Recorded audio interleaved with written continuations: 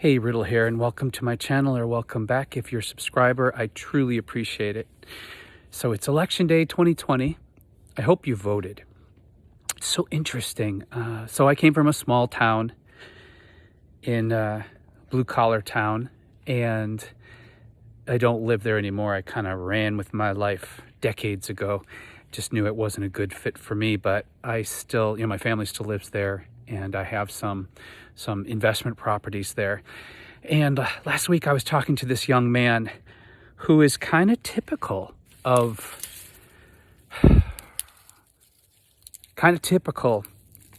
this new disenfranchised, undereducated, working poor. Doesn't have a bank account, doesn't have a checking account, seems to be very financially dependent on his partner, not married, probably working on a kid out of wedlock, all those things that create, help to perpetuate the chain of poverty. And this has become the new norm. But what was even more disturbing, when I spoke to him, he said that he wasn't going to vote because, of course, he didn't like either candidate. And so this is what people that are powerless do. You find that people that are powerless in their lives don't take action around anything that empowers them. And that's the first thing I had to point out. So yeah, I gave him a piece of my mind and let him know what I felt about that, because I think that if you can articulate yourself in an intelligent way, you should. Because if we don't about things so important like what's going to happen to the state of our country, that's very enabling.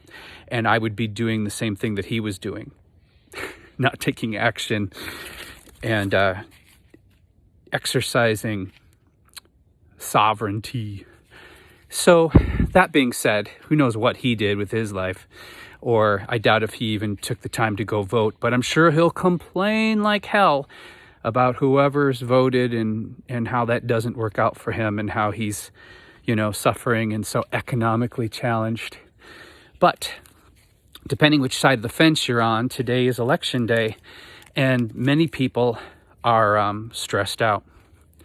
They're stressed out because, for the violence, the bullying, you can't just go vote now because of our poor leadership, unlike our last president, who would have explained to everyone and told everyone, no, don't do that for me. That's not the right way to go about things. We actually live in a democracy. And these asses that think they're protecting somebody's democracy don't realize that democracy is not just for them, it's for everybody. And but they're just following the leader. The leader is a bully. The leader is a crass, and the leader is a liar. And so the crazies that follow him are just, he sets the example, and they don't have very strong constitutions. They don't have strong morality, moral compass, and they're just going to follow the leader.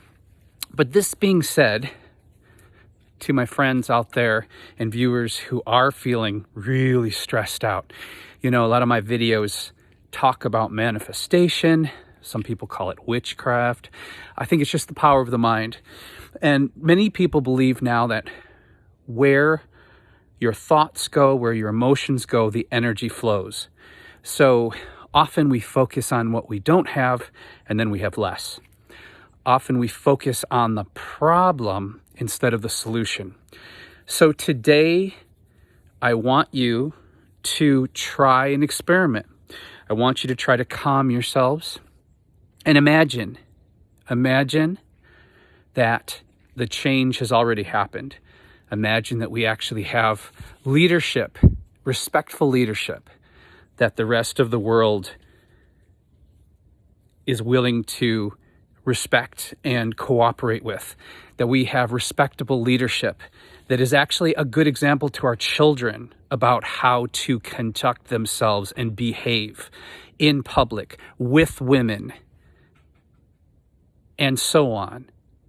And this isn't a judgment. We have literally thousands of examples of how Donald Trump has lied, manipulated, never apologized, bullied, misogynized.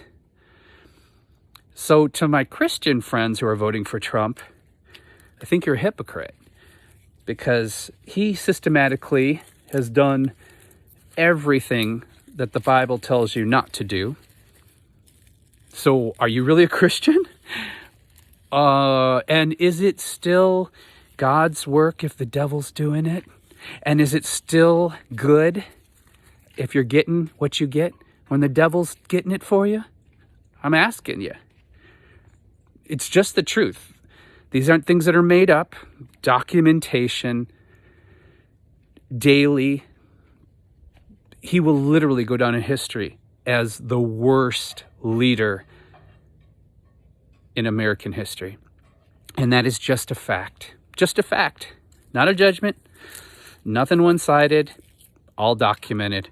So depending what side of history you want to be on, I'm just saying today, don't get caught up in the fear and give the energy vampire. I will give Donald Trump that. He is an amazing energy vampire. He sucks us dry daily with his narcissism. But today, just feel like it's done. Feel like the change has happened. Feel like we're headed towards real, honest, respectable, accountable leadership. As good as it gets. I know I'm not naive. I know they're all career politicians. But we need to get back on track as a global example. You know, the United States used to be the gold star when it came to education, when it came to democracy. And now we're the laughing stock of the world. And when people, I'm telling you, I travel a lot. And when you travel and your leader is what we have now, they think all Americans are that. And a good portion of them have revealed their faces and are that. And that's something else that we're going to have to work on, because it does not benefit.